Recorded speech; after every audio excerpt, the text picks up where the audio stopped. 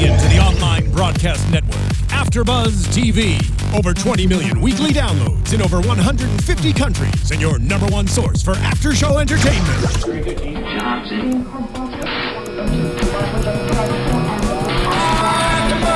AfterBuzz TV, the destination for TV superfans. Producing aftershows for over 300 of your favorite TV shows. Interviewing celebrities and showrunners. And bringing you behind-the-scenes exclusives. All thanks to E! Entertainment's Maria Menounos, producer Kevin Undergaro, and internet leader Akamai. Now, let the buzz begin! Hello, my undercover agents. You are watching the Graceland After Show, Season 3, Episode 6, named Sidewinder. My name is Stephanie Georgie. You can follow me on Twitter at Stephanie Georgie. And before we get started, don't forget to subscribe to our page below. Find us on iTunes, on SoundCloud. Rate us 5 stars. Leave us comments. Let us know what you think so that we can bring you more.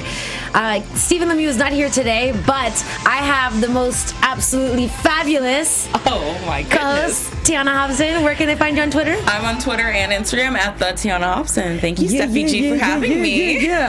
I'm actually really excited that she's here with me today because today's episode was amazing, even though we had to say goodbye to Eric and Jamie last week. However, I'm also happy because I had mentioned while we were watching the show that Steven's not here to make some corny-ass jokes because there was a lot of potential for what was going on in this episode. Now, I'm not going to be doing it exactly the way that Lemieux does it. However, we'll still get the gist of the entire episode, starting with the scene between Mike and Briggs, where he starts explaining the effects of the Soviet CW unit, which is the thing that he found in Goosty's trunk. And some of these side effects are loses control of all bodily fluid, and then within 10 minutes, you're dead. Pretty much, it's really bad, and Briggs gets scared and just isn't about it. Was I the only one who thought, like, could you imagine throwing up, pooping your pants, and dying all, like, simultaneously, pretty much? Is like your last thoughts as you die is like, I just shit my pants, I just threw up all over the place, I'm dead. Like, those are your last memories before you go out. No, that's actually, I mean, it's not funny, but now that you said it, it's funny because I feel like all of that would be happening and you'd be like, I'm dying right now. That'd be really sad. That's well, actually, I feel like you start shitting yourself. Sorry. Oh my God, sorry, that was really inappropriate. You start releasing things from your body before you die in general, no? Or it happens after your death? It's after death. Yeah. That was an idiotic question. Like, I just learned that they put butt plugs in dead bodies. So that more stuff doesn't come out? That I learned that? I don't know. I learned it from a TV show. I can't remember if it was here or not. Sorry. They did why? So that while that the bodily fluids like just stays in there. Yeah, don't like ruin the coffin, I guess. I don't know. Oh my God, did everyone just see my face right now? Because I'm like, anyways. Okay, so then Mike wants to keep it a secret that they're going to keep doing it. And that kind of just is how it starts it off because it brings us back from last week's episode. And then really the best part of this episode is when we see Johnny's butt. Yes. He's got a nice little tushy. And Charlie and Paige were the ones that found it as they were coming downstairs. But they also find Jenny, who is Hector's daughter from Hector's Tacos. And that was going to happen because last week they asked Johnny to, go get laid because he's super sad about Lucia. He did that really quick. That's normal for guys. I was a little bummed that... I wasn't bummed that Johnny got a rebound chick so fast because I'm all for, you go out there, you do what you got to do and move on. I was more upset that the next day he was holding her and calling her baby and letting her cook in the house like your rebound chick. Like, you just lost Lucia, and I wanted them to be together so bad. I was a huge fan of those two together, and I was like, their love is so strong. Look what they're getting through together. And then you're calling her baby and holding her and stuff, and I'm just like, dude, no, don't do that so soon. Like, yes, because I was like, what are you doing? Trying to be like a mouthpiece, but then it also makes me feel like, oh, you're the sensitive type. Do you not know how to do a hookup without being cute like that? Yeah. What happened to hashtag Lucia? Are you kidding me? Actually, no, that's so funny that you said that. That's the only thing that bothered me also. Yeah, like specifically when she was standing there and he came behind her and they're all eating. That is a boyfriend-girlfriend move right there. When you come from behind and give baby, the make my friend some breakfast. Well, I'd be like, yo, make my friend some breakfast. I'd be like, yeah, you make me breakfast, now do the dishes, get out. Thanks, bye. Thanks, bye, Felicia. See ya. Okay. And then, let's see. So then that's what we see. They're all in the kitchen, which is nice. Briggs comes down, not expecting to see her there, but he does. I think it's cute that they all played the fact that they knew who she was. Yeah. Okay. It was like, oh, yeah, it's Jenny. It's Jenny from the block. Best tacos south of Pico. Yeah, Get outta and I here. love that she asked them, what they did for a living, and they're like, "Oh, what did they say at first?" No, she thought they were pornographers. Oh yeah, pornographers, which makes perfect sense because even really had they think not, about it. if they hadn't said anything and you just saw them living there in that house, I'd be like, duh. Avi, you guys are pornographers. You live in the valley or something. Where is the capital of porn? In the valley. Chatsworth. Yeah, Chatsworth. we're very close to Chatsworth where we are right now. So excellent. So yeah, that might have been a possibility. Then I love that Briggs came back with her and was like, "Hey, we're actually undercover CIA operatives," and she's just kind of like, haha. And I turned to you and I said, "It's so funny because you can literally say that and no one's gonna believe you because that's such a rare job that people aren't going to actually believe that that's what you do." Absolutely. I think I had someone do that to me recently with their age. It's a good friend of mine who I've known for a while, but I just never thought to ask like how old they were.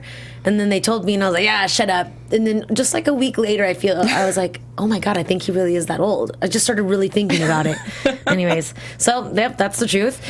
Next, we have our scene where Briggs goes to see Ari, and they're discussing some sort of a crate that's involved with Clearline and Uncle Tev, whom is Ari's uncle, who's the one that works with Martoon, and then Toros is the little guy who was around when Martoon was around, and they're kind of making them work together. And Briggs wants to, a guy comes. His name is Vince, and he just discusses a problem with them.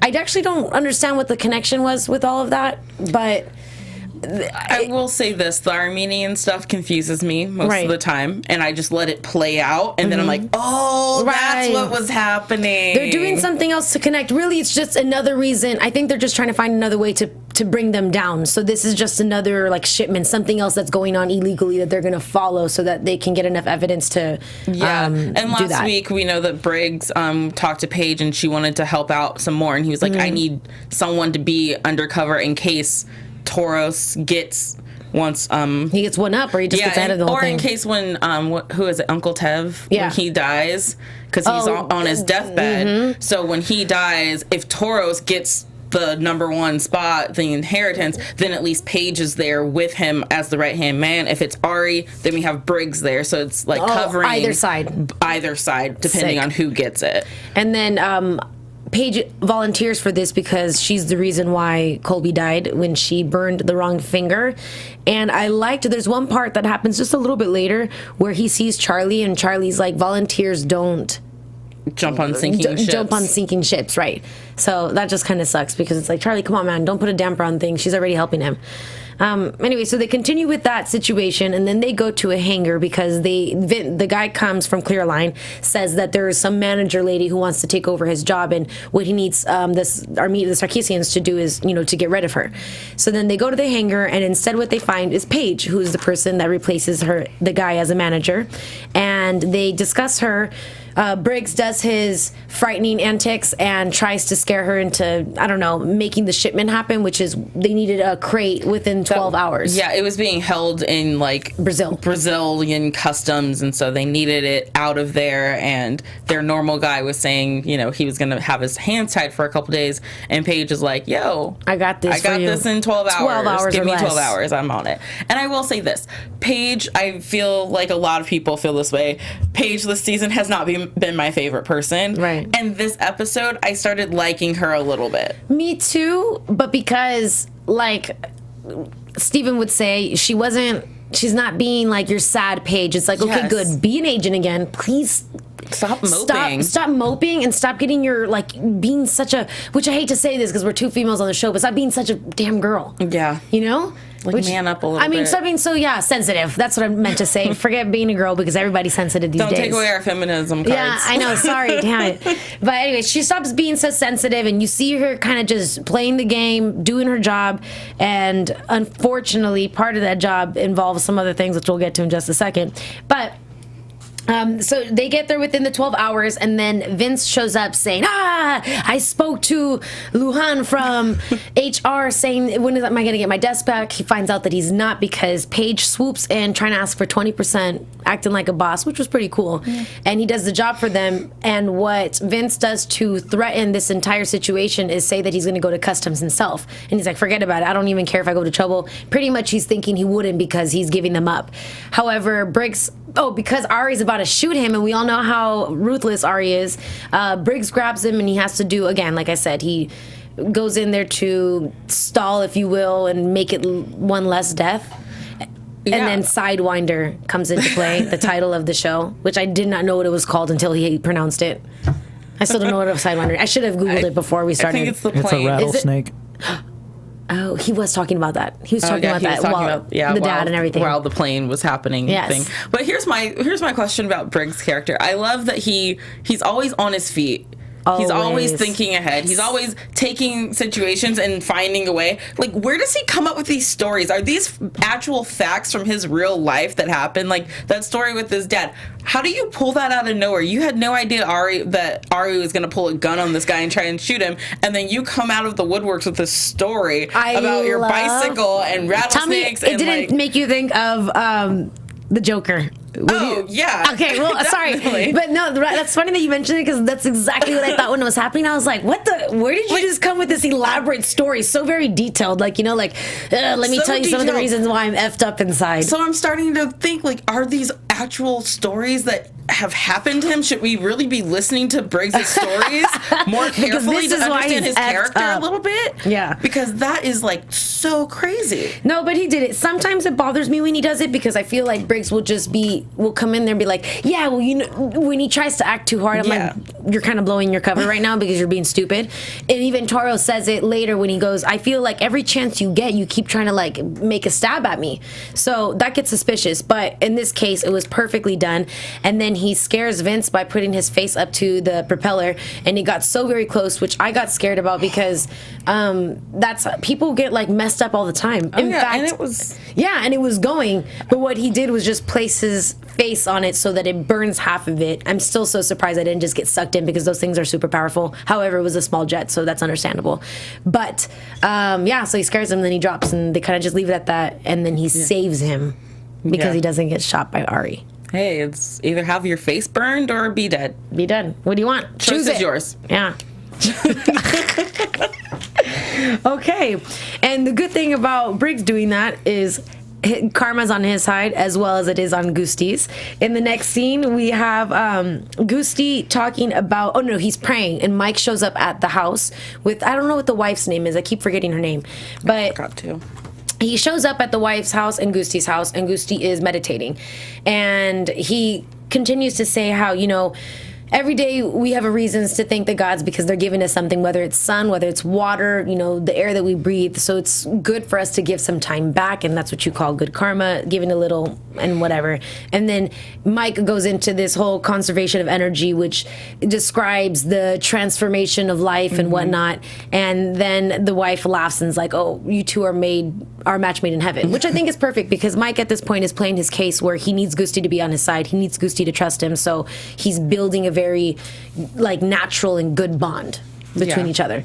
I liked that part, but as soon as that happens, the house gets raided. Yeah, it was almost like it was perfectly synchronized for her to finish, and then the police raid the place. Yes, I love it, because she interrupts and she's like, look, you live, you die, and shit happens in between. And then boom, police. Touche, right? Touche, you spoke it into existence. Exactly, she manifested that. But so then the house gets raided and they take them into jail, and sure enough, it's Johnny that comes into house, which we have a second person from Graceland that plays a part in this whole investigation, this operation. And they take him, it's LAPD, they take him over there, and what it is explained to be later is that it's a shakedown. They take him to jail just to kind of scare them, but really Mike needed to put Gusti in a position to see that he really can be trusted. And then in between all of that, we see Mike a little bit twisted in the head, because he walks. He's a druggie. Yeah, he takes a pill in the bathroom and he walks out, stands next to Johnny. He's like, "Oh, we got a junkie." Gets scared, of course. Why? Because the guilty always does. And then he sees the wife just like itching like crazy, regular crackhead stuff. And Crackhead problems. Hashtag crackhead problems. She gets all itchy and everything, and then he sees and he's like, "Okay, well, you need to punch me in the face and put me in there because maybe I can get something out of her." Which in reality, I don't know if he was trying to get anything out of her or if he was trying to hook her up with a pill, because that's what he ended up doing. Exactly right. And I mean, I know we kind of said this when we were watching the episode, but I'm so sad for Mike because he's already been through so much. He's come out of the other end of so many obstacles in his life to now have to succumb to his drug problem now. And he's enabling someone else's drug problem too while at it, and he's supposed to be one of the good guys. I'm just like, Mike, come on, like, you're better than this. I know you can be stronger than this. I know addiction is something that is very real and very strong and powerful, and it's hard to overcome, but I just am like, Mike, you're stronger than this. You can do it, buddy. And I feel like it's part of his job to don't do that. Don't get stuck in it, man. You're like trained. However, sorry to keep comparing things because we always do, but I compared it to like in The Departed, when Leonardo DiCaprio's undercover and he's like stuck on his Valium that he keeps wanting to have. So I get that things get really rough, but it just bothers me that he wouldn't go to like Briggs about it, knowing that Briggs, I'm sure he hates Briggs being the matriarch, or not the matriarch, like the superior who knows all of this stuff, and he's like tired of it because he wants to be his like own boss. But in this case, that just sucks, man. Just go talk to somebody. Like, the whole saying, be the bigger person. Yeah. Be the bigger person within yourself and just, like, turn yourself in. Yeah. Well, not to, like, the feds, but to your homie. So he goes into the jail cell with her, gives her the pill, then leaves. And what they do is they have Gusti come into the interrogation room so that he can watch Mike. How funny is Gusti? I love Gusti. He's just like, but here's my kind of weird maybe prediction type of thing. He's so sweet and so awesome, and he's like a little kid with all his energy, and you never suspect him of anything evil and wrong, which actually makes him the perfect person to be evil and wrong and to actually be the terrorist that Mike keeps saying that he's not, because he plays the character of like this high strung, like, oh my god, I just want to be a stuntman, oh my god, you're the coolest man I know, oh my gosh, you're so tight, like, oh, like, what if he was one step ahead of him the entire time and he's like, I'm gonna play you to the core? That sucks, because the only thing I thought of it was he's so optimistic. That's probably why everything goes right for him. Then he doesn't get caught. She has the right story, everyone. Well, that's just I'm failing as an agent. No, I mean, I'm just sitting there like, if I was... You're like, you're too happy. I don't trust you. I don't trust you. I like you, though. You funny. You real funny, dude. Hey, give me some popcorn. I like a lot of butter on it. Oh, my God. Wait, pause, because we have to go back to Ari. I love him so much. Gosh. When he burns the face, he gets up. He's like, Jesus, guy, I'm going to buy you a bicycle. How, like, you see, if Steven was here, he would know who wrote the episode. I don't, but kudos to the person who wrote the episode. That was a fantastic line. Yeah. I mean, I love how they Jesus, guy, I'm going to buy you a bicycle. Yeah, I love how they get those little things in there, and they have the greatest supporting characters to come on. Whoever's doing the casting for all this, like, that is just amazing to get this amazing talent. This is the first supporting character that I could remember. Right now, if you ask me to think of somebody besides Lucia and Eric Valdez, just because they became homies, he's genuinely someone that I love. Yeah. And he's a bad guy, but he's been giving me the most comic relief. He really has. Like every scene he's in. And you know what I like about this too? Can we go into a little bit of the acting? Yeah, let's do it. I always like the in-between stuff, how, just like the natural reactions, the little acting, just the looks that he does when he stands, and like he kind of has this like stance of he's not old, but you can tell he grew up in a very foreign setting, which is like adapting from his like father, his uncle, whatever you want to call it. I'm obsessed with the way Ari does all of it. Everything. The way he smokes his cigarette, the way he looks at him, even the way he said the bicycle part, because it wasn't meant to be funny, but it was meant to be funny, but it was his form of sarcasm. And it was also like a genuine thing of like, man, I'm supposed to be the crazy one here. Yeah. Like, guy, okay, chill. I can trust him. He's worthy of it. I want to buy you a bicycle. Anyways, I love it. And then it's a scene after that, or actually, I'm sorry. So going back to the Gusti thing, we see that he's so very funny, and then Gusti sees Mike not turn him in, They go outside, and he's like, oh, no, I missed a call. And then Mike acts like, oh, man, it really was just a shakedown. And he goes, what's the call that you missed? And Gusti's like, oh, I promised the guy I wouldn't tell. I like that part specifically because it just goes to show you that even though, let's say it's not your scenario that you're thinking of, if he was just like a good kid, it's one of those things where it's like, oh yeah, I'm going to tell you stuff like this and that, but there's just some secrets we don't tell. There's some things that I can't do because that's how I'm going to save my own butt. But and like he said earlier too, he does a lot of jobs for people, so it is kind of like, okay, we're kind of partners now because you're cool, but there's some of my business that isn't for the partnership. Right. It's like some things I have to keep separate from you. Yeah. And a lot of times for the sake of the other person, you never know what's going to happen. However, Mike's plan worked, and Gusti gets so stoked. Yes. I'm going to tell you. I will. And decides that he tells him. We don't see him tell him anything during this episode, but we know that it's going to happen in the future one, which really means that a SHIT show is going to unravel next episode. Well, so sorry to jump ahead a little bit, because Mike then leaves that voicemail for Briggs about how he figured everything out. Was that what Gusti told him, or is that just what Mike has pieced together? Let's just go ahead and finish the storyline then, and we won't go back to it. No, here's the thing with me with Mike. One, when he went further with the investigation, he failed to mention the bird. You know what I'm saying? He's like, I have it now. There's a reason for us to go into this because something's going on here, very, very illegal, and potentially can be fatal for a very large community.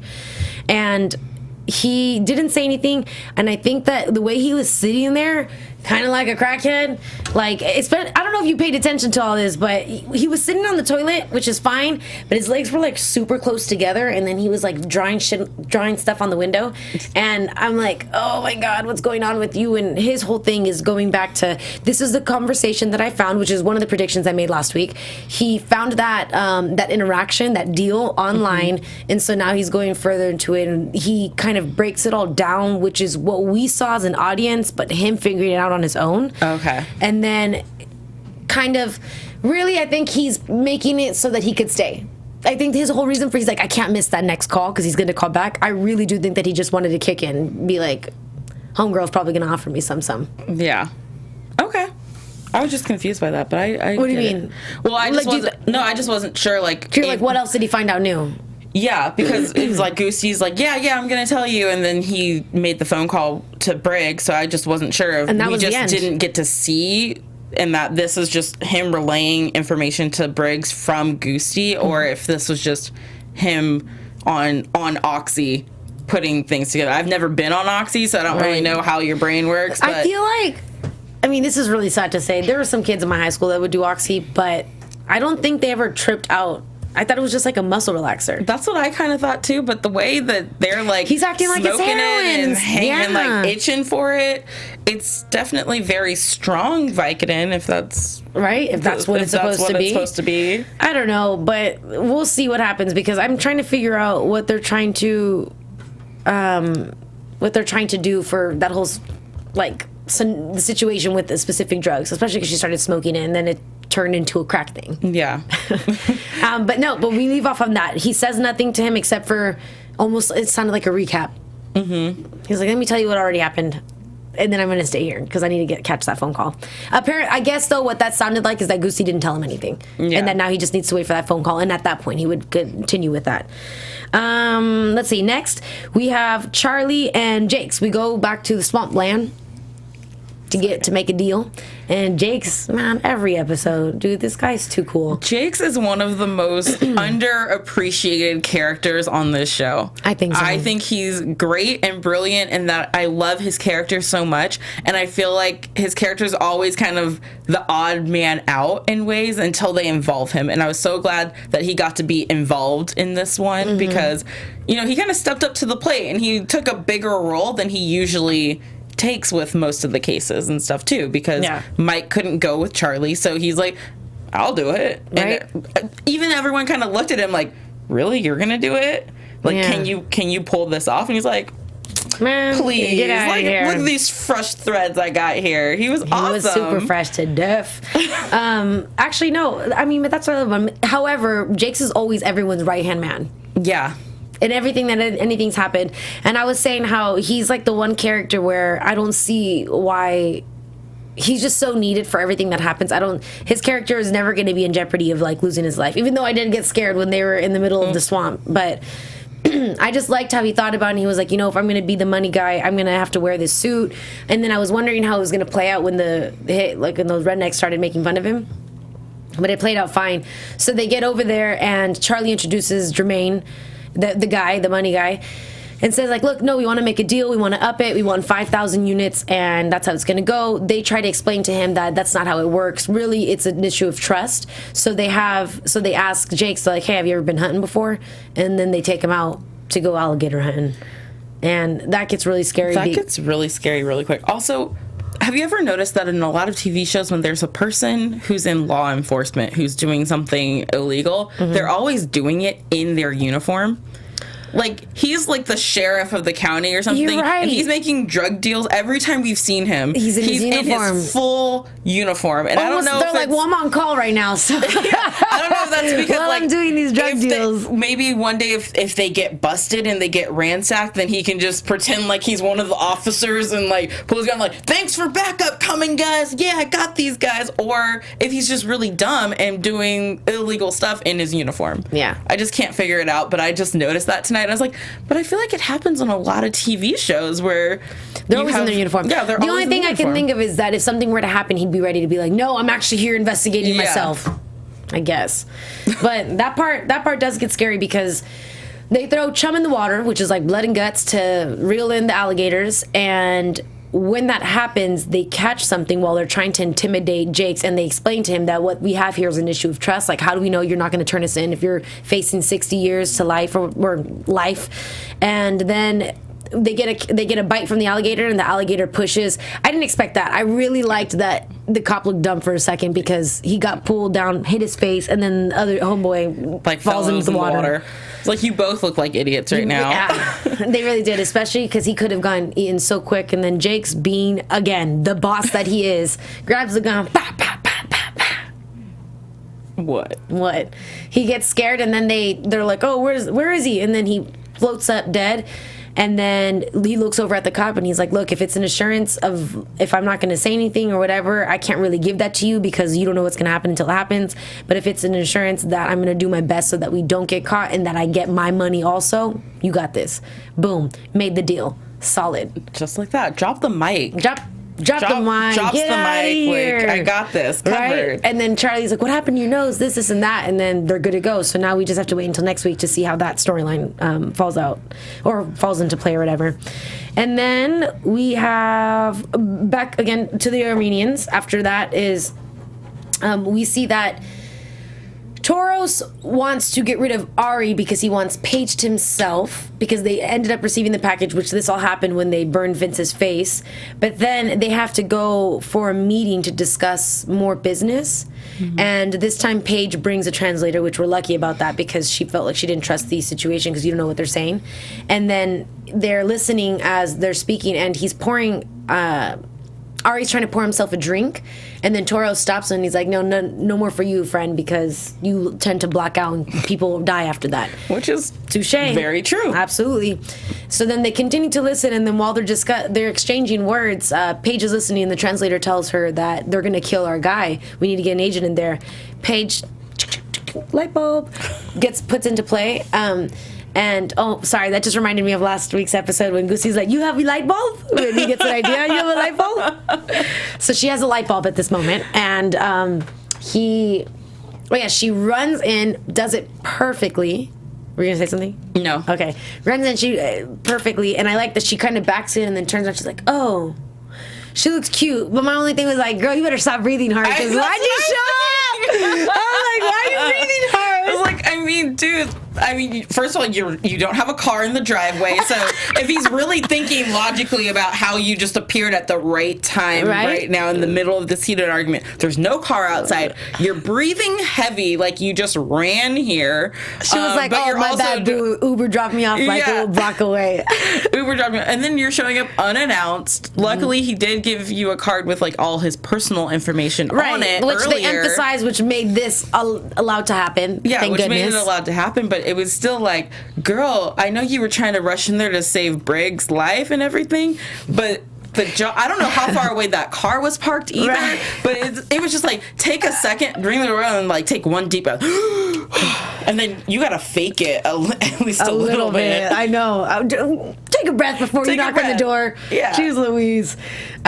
So that was really funny, and then she kind of saves the night because I like what Briggs' reaction is when he's like, yes, we're here, like annoyed. Yeah. It was that, again, that's very, I love how all of them act when they're around each other doing a job, because I would laugh if I was with you and be like, okay, Tiana, we're agents right now, and we gotta act like we're AfterBuzz hosts, even though we're not. I'd be laughing at you now, like, I don't know what I'm saying. I don't know what to do. But I love that he got all pissed off, kind of, but the only reason she would have come into that situation is if something was going like, on. Oh, shoot, I was about to die. Yeah. And I get that his character in this undercover role is to kind of be the guy who doesn't like this girl. Mm-hmm. So he's going to stay in that character, but at the same time, you're walking on eggshells. She had to come in here. That means some stuff's about to go down. So maybe it's time to just walk away with Ari and just go off into the sunset for the night, you know? Yeah. And I have to say, thank goodness for the power of the vajayjay, because first of all, because Paige got the one that everybody wants, but thank goodness for this, because he just is like, oh, you messed up a little bit for me, messed things up for me a little bit this evening, but hey, you're here, let's make a night out of it. All like Rico Suave, or not even Rico Suave, Super Habibi, because it was very Rico Suave. I was like, ooh. Right? Smooth. And then he slams her against the wall and punches a picture frame, and I was like, I would have been like, boy, what are you punching? Glass in my eye? Like, come on, dude, calm down. At that point, I'd be like, no, now you're in the mood, because you scratched the side of my face, and like, we need to go find a first aid kit. Like, can I... Tell me, so I put goggles on in case I don't want that stuff shattering my eye retina or something. Can I put goggles? Like, if you want to smash glass, let me put on some goggles first, okay? Please. No, but then they keep going, and he's like, oh, you like it rough, and she's like, oh, you like a little rough too, and then she keeps slapping his she backhanded hard, and he's like, harder, and she's like, I pops him. And then she was like, oh my God, I'm so sorry. You know, she felt so good right there. She was like, hell yeah. But it was funny that he really liked it and was about to get tied up. And I was like, damn, he's a freak. So is Paige, obviously. But no, it was cute. And honestly, I found him a little bit attractive when he was like, I got to go to the ER. Didn't get mad about it. Was like, that was cute though. I was like, shut up. Don't tell me I'm cute when I punch you in your face, Mr. Liada. I was kidding. But no, that was cute. It was cool. It was cool. Steven, I'm sorry I miss you, but I'm happy Tiana's here for this. Yes. Happy to be here. I'd be over where you're at right now, like this. I know, I'm actually just replaying it all in my head right now, and I was like, oh yeah, that was really hot. But he'd focus on like, well, you know, the sound effects of this and that. But that was good. Anyways, but I do love you, Steven Lemieux. Shout out. Okay, let's see. So then that all happens. He's super cute. Everything's okay there, and and then Paige goes home. Briggs is like, what happened? And obviously she tries to say like, oh, he was about to kill you. He's like, that's not what I was talking about. And then I get a little bit sad because Paige says it's not the first time that I've had to do that. Yeah, and I mean, when we were watching that, when it first started happening, I kind of turned to you and I was like, wait, so that's part of the job? That's part of the job? Like, she's got to sleep with this guy now? And I was like, she's undercover, dude. And it's kind of one of those things where you show up to someone's house uninvited, late at night after you've been like kind of flirty, and then what are the expectations of that? Exactly. You're coming in here, sweetheart, you showed up like a booty call, like a booty call, and then okay, you saved Briggs's life and he's out in the clear, but you're still stuck there now. And, what are you supposed to say? Yeah. All right, well, bye. Yeah, you can't be like, oh, well, like, I'm gonna go now, thanks for dinner, bye. Yeah. Because the expectations of what the guy kind of presumes is going to happen at this point. Especially that type of a guy. Yeah, Get out of especially here. that kind of guy is a lot more than what she actually wants to do. And I was like, oh my God, that would be a horrible. I would fail as an agent trying to get out of that. I'd be like, back up, someone come get me. Oh my gosh. Yeah, so that's what happens. And then it goes into the scene that we already talked about where we see Mike shotgun that little shot of oxy smoke turned crack. I didn't. Is that how you make crack? You like smoke oxy? I thought crack was smoking coke. Man, I don't know. I don't do drugs like that. I don't know drugs. I know. I don't know how to tell. Give the me some difference. Advil and I can explain to you. I'm kidding. Psych, guys. Don't think. I need some Advil. Right? Got a headache. Advil. Ooh. Where's that 500 milligram That's at? it. Kidding. I'm sorry. Not funny, y'all. Okay, but no. So that's what happens. But then, The pill's missing. Oh yes. Thank you.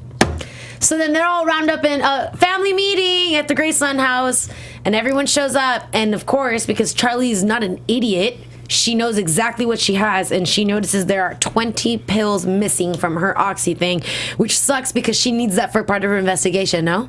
Yeah. So, I mean, it's all supposed to be accounted for. right, bro, good job. Why would you take that? Also- Thinking like she was just gonna have it for shits and giggles. Excuse me. Also, I mean, he should know better. That's what I'm saying. But He then was he an also dummy. should know that, like, hey, if you're gonna steal some from there, don't take 20 because that's a big number. Yeah. Take 1 or 2, and then it's like, oh, maybe the bag cracked open and we lost 1 or 2 along the way. No one's gonna go looking for 1 or 2 oxy pills. Exactly. 20 And go missing. don't be the only person in the house that's abusing pills at the time.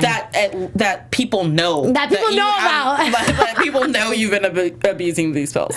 And then can we also talk about how much longer is Charlie going to go on with people thinking she's not pregnant before something happens? Not much longer. We're going into predictions. Okay.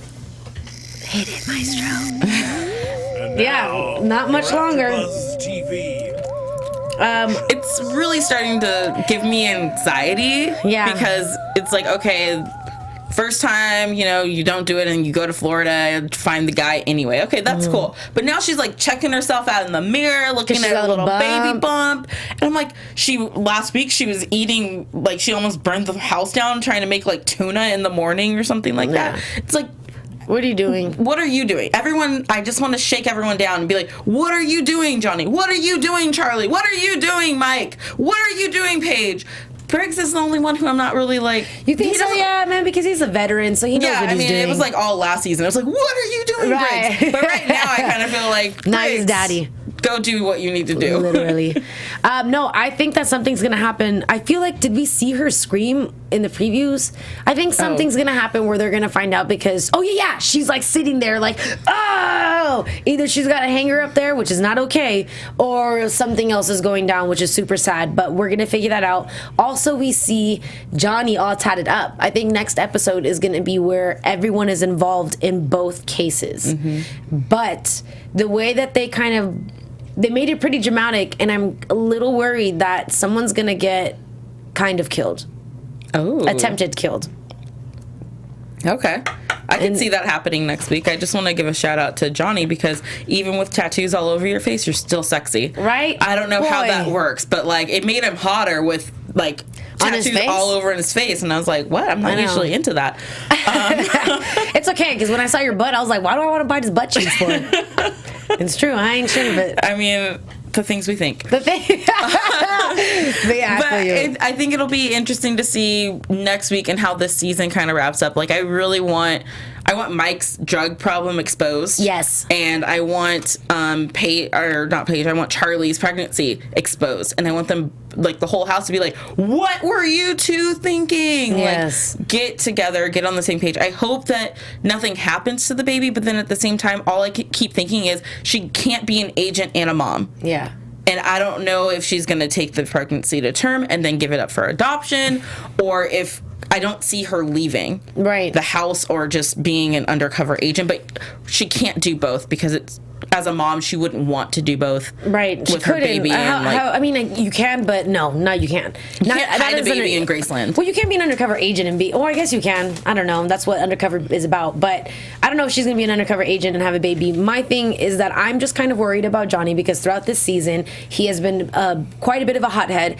And there's a scene where they're at gun to gun, playing chicken with that. And I don't know what's going to happen. Hopefully he doesn't get ahead of himself and doesn't get a cat busted in his butt, but that pretty butt. We'll see. I'll take care of that booty. I'm just saying. Anyways, y'all. Well, let us know what you think. Sorry that I couldn't give y'all any shout outs. I think you did a great job. Thank you so much. Appreciate that. Shout out to everybody who tweeted at us this week. You guys know who you are. And where can they find you on? I'm all over social media at the Tiana Hobson, and thank you, Steffi G, for letting me sit in with you today. Thank you for joining us. This was a lot of fun. I had fun. I love this show, and I love you. Thank you. Love you too, boo. Y'all can find me on Twitter at Stephanie Georgie and on Instagram at the Stephanie Georgie. Thanks so much for watching. Steven will be back next week. We will see you then. Mwah! From executive producers Maria Menounos, Kevin Undergaro, Phil Svitek, and the entire AfterBuzz TV staff, we would like to thank you for listening to the AfterBuzz TV network. To watch or listen to other after shows and post comments or questions, be sure to visit AfterBuzzTV.com. I'm Sir Richard Wentworth, and this has been a presentation of AfterBuzz TV. Buzz you later. The views expressed herein are those of the hosts only and do not necessarily reflect the views of AfterBuzz TV or its owners or principals.